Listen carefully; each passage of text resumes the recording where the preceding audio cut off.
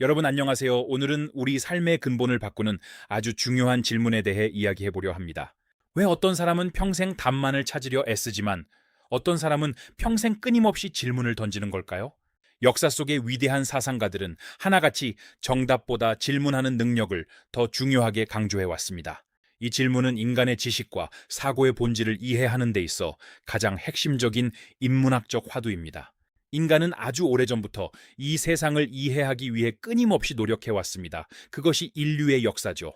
고대 사회에서는 자연 현상과 인간의 삶을 설명하기 위해 다양한 신화와 전통이 만들어졌습니다.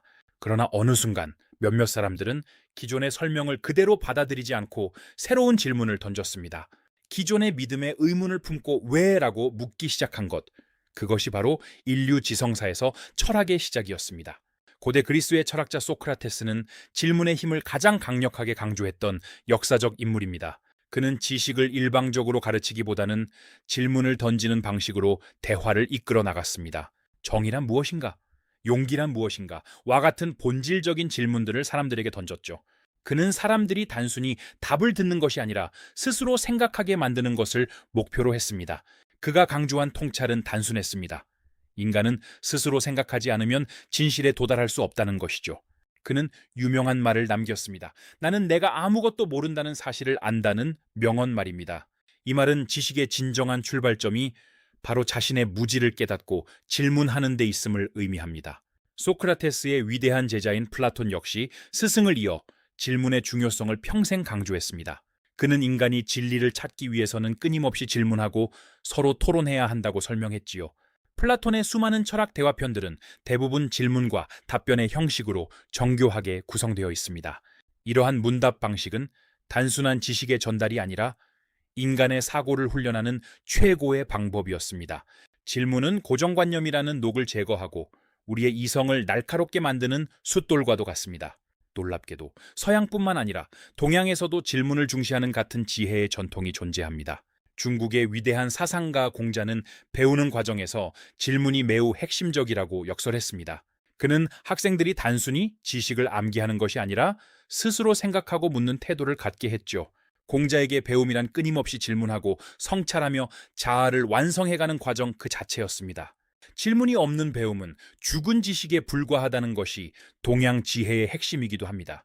인류를 비약적으로 발전시킨 현대 과학의 발전 역시 사소한 질문에서 시작되었습니다.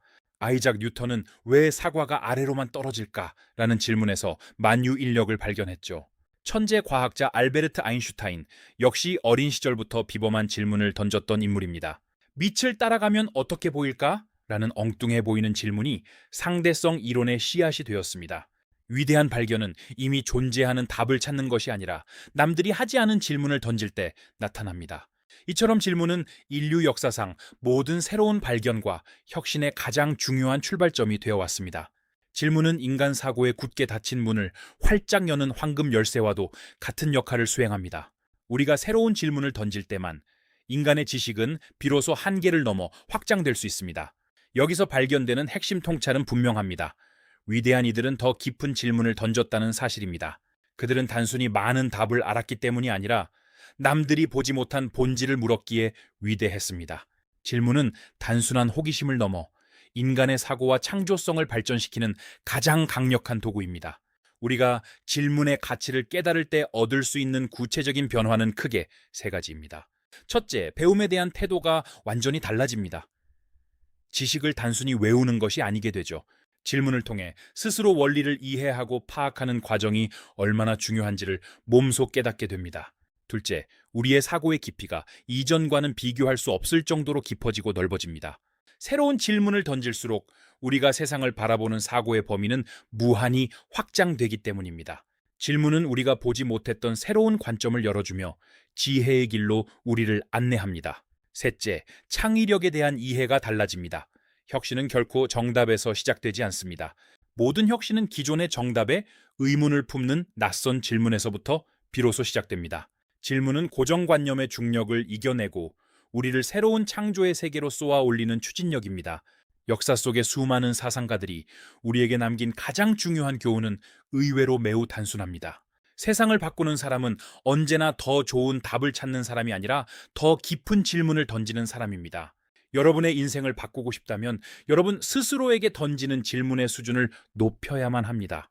오늘 이 영상이 여러분의 삶에 작은 지적 자극과 깊은 통찰이 되었기를 진심으로 바랍니다.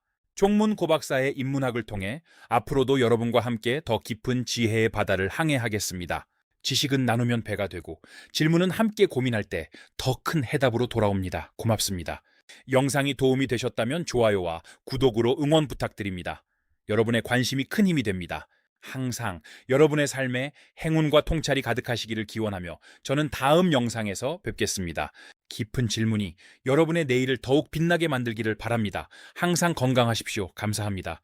우리의 여행은 여기서 멈추지 않습니다. 계속해서 묻고 찾고 성장하는 우리가 됩시다. 질문하는 능력이 곧 여러분의 품격이며 여러분이 가진 가장 강력한 경쟁력이 될 것입니다. 진리는 결코 멀리 있지 않습니다.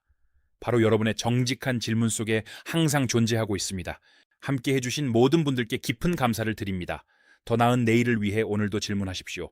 여러분의 지적 여정을 언제나 응원하겠습니다. 지금까지 종문 고박사의 인문학이었습니다.